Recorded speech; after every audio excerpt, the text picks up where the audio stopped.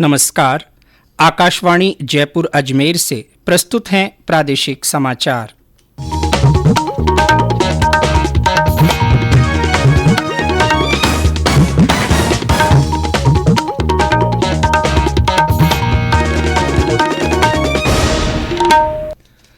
मुख्य समाचार।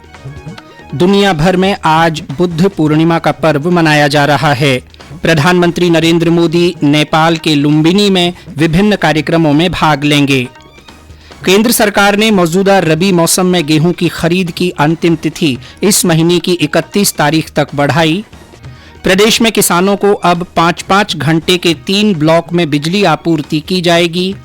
और राज्य में तेज गर्मी और लू का असर जारी। पश्चिमी विक्षोभ के सक्रिय होने से तापमान में 2 से 3 डिग्री सेल्सियस की गिरावट होने की संभावना। समाचारों के साथ मैं जितेंद्र सिंह पूनिया। और अब समाचार विस्तार से। आज बुद्ध पूर्णिमा है। यह पावन दिवस भगवान बुद्ध के जन्म बोधगया में महाबोधि वृक्ष के नीचे बोधि प्राप्ति और कुशीनगर में महापरिनिर्वाण से जुड़ा है। भगवान बुद्ध का जन्म 563 ईसा पूर्व में नेपाल के लुम्बिनी में वैशाख पूर्णिमा को हुआ था। हिंदू मत के अनुसार भगवान बुद्ध भगवान विष्णु के 9वें अवतार माने जाते हैं। उपराष्ट्रपति एम वेंकैया नायडू ने बुद्ध पूर्णिमा के अवसर पर लोगों को शुभकामनाएं दी हैं।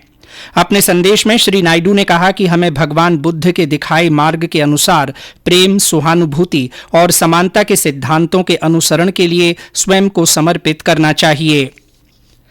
प्रधानमंत्री नरेंद्र मोदी बुद्ध पूर्णिमा के अवसर पर आज नेपाल के लुम्बिनी जाएंगे। लुम्बिनी में प्रधानमंत्री मोदी पवित्र मायादेवी मंदिर में पूजा अर्चना करेंगे।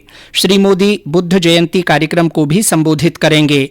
यात्रा के दौरान श्री मोदी लुम्बिनी मठ क्षेत्र में बौद्ध संस्कृति और विरासत के एक अनूठे केंद्र के शिलान्यास समारोह में भी भाग लेंगे। इसका निर्माण भारत सरकार के संस्कृति मंत्रालय के वित्तीय सहयोग से किया जाएगा। केंद्र सरकार ने मौजूदा रबी मौसम में गेहूं की खरीद की अंतिम तिथि इस महीने की 31 तारीख तक बढ़ा दी है। केंद्र ने राज्यों और केंद्र शासित प्रदेशों से मई के अंत तक गेहूं खरीद जारी रखने को कहा है। उपभोक्ता मामले, खाद्य और सार्वजनिक वितरण मंत्रालय ने भारतीय खाद्य निगम को भी केंद्रीय पूल के लिए गेहूं की खरीद जारी रखने के निर्देश दिए हैं। केंद्र सरकार ने यह फैसला कई राज्य सरकारों के अनुरोध पर किया है।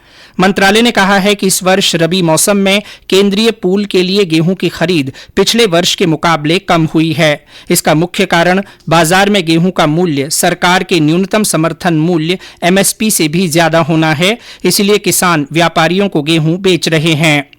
गौरतलब है कि केंद्र सरकार ने गेहूं की बढ़ती कीमतों को रोकने के लिए गेहूं के निर्यात पर रोक लगा दी है। लोकसभा अध्यक्ष ओम बिड़ला आज बूंदी आएंगे। वे यहां सर्किट हाउस में प्रबुद्ध जनों से संवाद करेंगे और कई कार्यक्रमों में शिरकत करेंगे। दोपहर बाद श्री बिड़ला कलेक्ट्रेट परिसर स्थित सभागार में बैठक लेंगे। प्रदेश में कल कोरोना संक्रमण के 33 नए मामले सामने आए, जबकि ठीक होने वालों की संख्या 3 गुना रही। स्वास्थ्य विभाग के अनुसार कल जयपुर जिले में 15, अलवर में 8, बीकानेर में 3, धौलपुर और जोधपुर में 2-2 तथा चूरू, कोटा और नागौर में 1-1 व्यक्ति में संक्रमण की पुष्टि हुई। राज्य में पिछले 24 घंटों में 94 मरीजों के संक्रमण मुक्त होने के बाद सक्रिय मरीजों की संख्या घटकर 497 रह गई है। देश में अब तक 191 करोड़ 32 लाख से अधिक कोविड टीके लगाए गए हैं। वहीं प्रदेश में अब तक 10 करोड़ 57 लाख से अधिक कोविड टीकाकरण हो चुका है। इनमें 5 करोड़ 62 लाख 88 हजार से ज्यादा को पहली और 4 करोड़ 76 लाख 52 हजार से अधिक को दोनों डोज दी जा चुकी हैं। ये समाचार आकाशवाणी जयपुर अजमेर से प्रसारित किए जा रहे हैं। इन समाचारों को आप हमारी वेबसाइट newsonair.gov.in पर राजस्थानी में भी पढ़ सकते हैं। समाचारों के ऑडियो बुलेटिन भी वेबसाइट पर उपलब्ध हैं। वेबसाइट पर सोशल मीडिया अकाउंट के माध्यम से ताज़ा जानकारी प्राप्त कर सकते हैं। कंपटीशन की अगर आप कर रहे हैं तैयारी, तो उनके लिए ऑल इंडिया रेडियो पर हम लाए हैं अभ्यास, एक ऐसा कार्यक्रम जिसमें आप पूछेंगे सवाल व्हाट्सएप नंबर 9289094044 पर या फिर ईमेल करेंगे abhyas.airnews@gmail.com पर और हमारे विशेषज्ञ देंगे इसका जवाब। इस बार का विषय है एंथ्रोपोलॉजी और सवाल भेजने की अंतिम तारीख है 18 मई। आपका अभ्यास हमारा प्रयास। समाचारों में आपका फिर स्वागत है।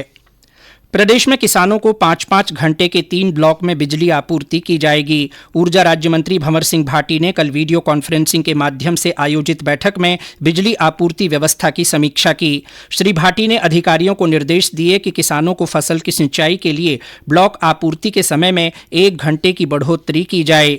वर्तमान में किसानों को 4 घंटे के 3 ब्लॉक में बिजली आपूर्ति की जा रही है। किसानों को अब रात में 2 बजे से सुबह 7 बजे तक, सुबह 10 बजे से दोपहर 3 बजे तक और दोपहर 12 बजे से शाम 5 बजे तक 3 ब्लॉक में बिजली आपूर्ति की जाएगी। राज्य सरकार ने प्रदेश में 1029 पशु शिविर और 198 चारा डिपो स्वीकृत किए हैं।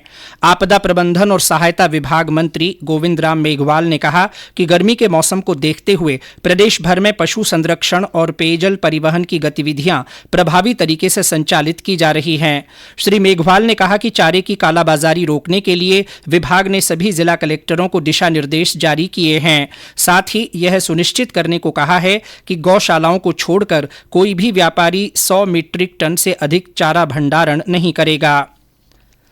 प्रदेश भर में आज से वाटर होल पद्धति से वन्य जीवों की गणना शुरू हो गई है। भरतपुर में केवलादेव राष्ट्रीय उद्यान और बंदबारेठा वन क्षेत्र में वन्य जीव गणना की जा रही है। गणना के लिए 29 दल गठित किए गए हैं। जोधपुर सहित कई जिलों में वन क्षेत्रों में वन्य जीवों की गणना की जा रही है। गौरतलब है कि पिछले 2 साल से कोरोना संक्रमण और ताउते तूफान की वजह से वन्य जीवों की गिनती नहीं हो पाई थी। ऐसे में इस बार हो रही गिनती में वन्य जीवों की संख्या बढ़ने की संभावना है। प्रदेश में चल रही पुलिस कांस्टेबल भर्ती परीक्षा का आज अंतिम दिन है। इससे पहले कल तीसरे दिन 2 पारियों में परीक्षा आयोजित हुई। इसमें करीब 64% परीक्षार्थी उपस्थित रहे। अतिरिक्त पुलिस महानिदेशक विनीता ठाकुर ने बताया कि गृह रक्षा विभाग की लिखित परीक्षा आज दूसरी पारी में आयोजित की जाएगी। शिशु और मातृ स्वास्थ्य को मजबूती प्रदान करने के लिए करौली जिले में 11 मई से चलाए जा रहे आंचल अभियान का आज समापन हो रहा है। और ब्यौरा हमारे संवाददाता से। करौली जिले में शिशु स्वास्थ्य सहित मातृ स्वास्थ्य को सुदृढ़ता प्रदान करने के लिए 11 मई से आंचल अभियान का संचालन किया जा रहा है। अभियान के तहत जिले भर में 12,000 से अधिक महिलाओं की ANC की जांच सहित गर्भवती महिलाओं के रक्त की जांच कर हीमोग्लोबिन लेवल को परखकर इलाज प्रदान किया गया। जिला कलेक्टर अंकित कुमार सिंह की नियमित मॉनिटरिंग और चिकित्सा तथा महिला बाल विकास विभाग के समन्वित प्रयासों के अलावा जिले में कार्यरत आशा सहयोगिनियों, आंगनबाड़ी कार्यकर्ताओं तथा ANM की कड़ी मेहनत का परिणाम है कि करौली जिला मातृ और शिशु स्वास्थ्य को सुदृढ़ता प्रदान करने की ओर बढ़ रहा है। बांकी बिहारी शर्मा, आकाशवाणी समाचार, करौली। प्रदेश में तेज गर्मी और लू का असर जारी है। पश्चिमी विक्षोभ के सक्रिय होने से राज्य के अधिकांश स्थानों पर आज से तापमान में 2 से 3 डिग्री सेल्सियस की गिरावट होने की संभावना है। मौसम विभाग ने अगले 24 घंटों में राज्य के उत्तरी भागों में आंशिक बादल छाए रहने और कहीं कहीं पर आंधी चलने की संभावना जताई है। इस दौरान कुछ स्थानों पर बूंदाबांदी हो सकती है। वहीं झुंझुनू, सीकर, अलवर, श्रीगंगानगर, चूरू और हनुमानगढ़ जिले में मेघ गर्जन के साथ तेज हवाएं चलने का पूर्वानुमान है। विभाग ने जैसलमेर और चूरू जिलों में लू चलने की संभावना व्यक्त की है। इस बीच पिछले 24 घंटों में सबसे ज्यादा 47.9 डिग्री सेल्सियस तापमान चूरू और हनुमानगढ़ जिले के संगरिया में दर्ज किया गया। इसके अलावा बीकानेर, अलवर, पिलानी, फलौदी, धौलपुर, श्रीगंगानगर और करौली में दिन का तापमान 46 डिग्री सेल्सियस से अधिक रहा। वहीं बीकानेर जिले के बज्जू क्षेत्र के 931 RD के वन भूमि में कल भीषण गर्मी और लू के कारण आग लग गई। आग के कारण बड़ी संख्या में पेड़ पौधे जलकर नष्ट हो गए। आग पर दमकलों और टैंकरों की मदद से काबू पाया जा सका। IPL क्रिकेट के मुकाबले में कल मुंबई के ब्रेबोर्न स्टेडियम में राजस्थान रॉयल्स ने लखनऊ सुपर जॉइंट्स को 24 रन से हरा दिया।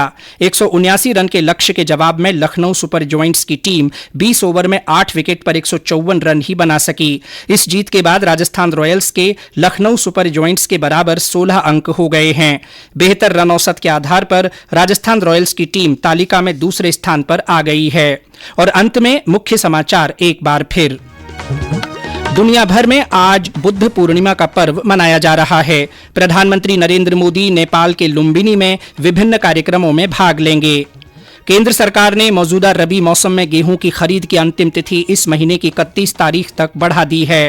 प्रदेश में किसानों को अब 5-5 घंटे के 3 ब्लॉक में बिजली आपूर्ति की जाएगी और राज्य में तेज गर्मी और लू का असर जारी है। पश्चिमी विक्षोभ के सक्रिय होने से तापमान में 2 से 3 डिग्री सेल्सियस की गिरावट होने की संभावना है। इसी के साथ प्रादेशिक समाचार बुलेटिन समाप्त हुआ।